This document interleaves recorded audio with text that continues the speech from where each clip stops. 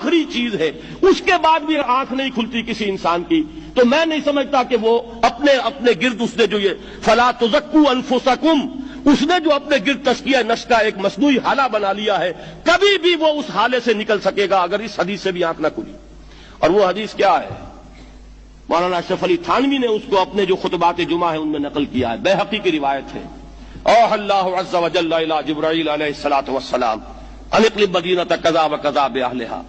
اللہ نے حکم دیا حضرت جبرائیل کو فلاں فلاں بستیوں کو الٹ دو اس کے رہنے والوں سمیت۔ قال فقال، حضور نے فرمایا، اس پر حضرت جبرائیل نے عرض کیا بارگاہ خداوندی میں، ان فیھا عبدک فلانا لم یعصک طرفۃ عین، پروردگار اس بستی کو الٹ دوں، اس میں تو تیرا فلاں بندہ بھی ہے جس نے کبھی پلک جھپکنے جتنی دیر بھی معصیت میں بسر نہیں کی۔ اب آپ اندازہ کیجئے، یہ جو ہے نا اپنے آپ کو رگڑنا اور مانجنا اور پوری زندگی رگڑنے میں اور مانجنے میں لگا دینا،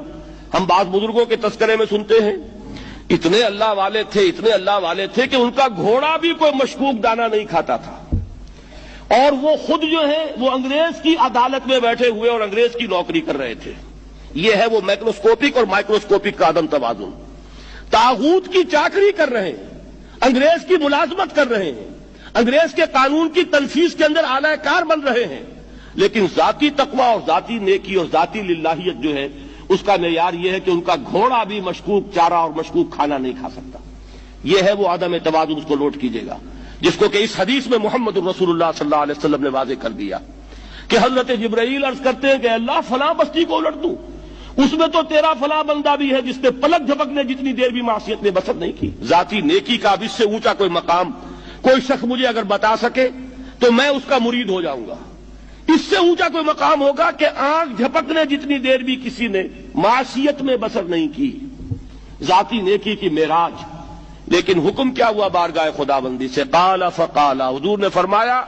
اللہ تعالیٰ نے حکم لیا جبرائیل کو، اقلب علیہ وعلیہ، الٹو اس بستی کو، پہلے اس بدبخت پر پھر دوسروں پر۔ کیوں؟ فإن وجهه لم يتمعر في ساعة قط،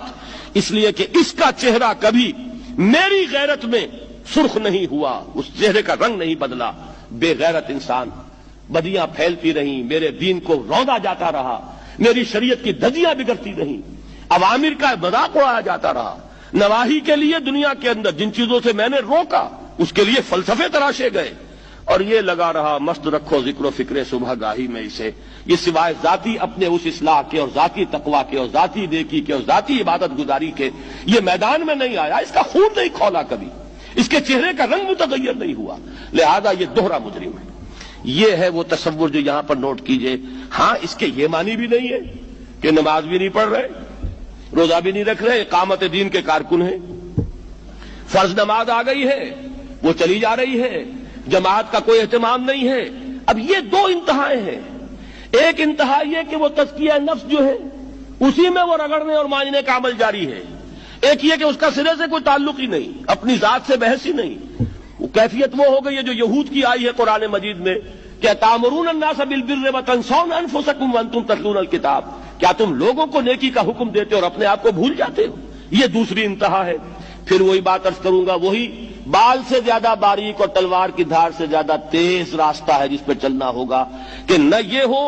کہ وہ مبالغہ ہو رہا ہو،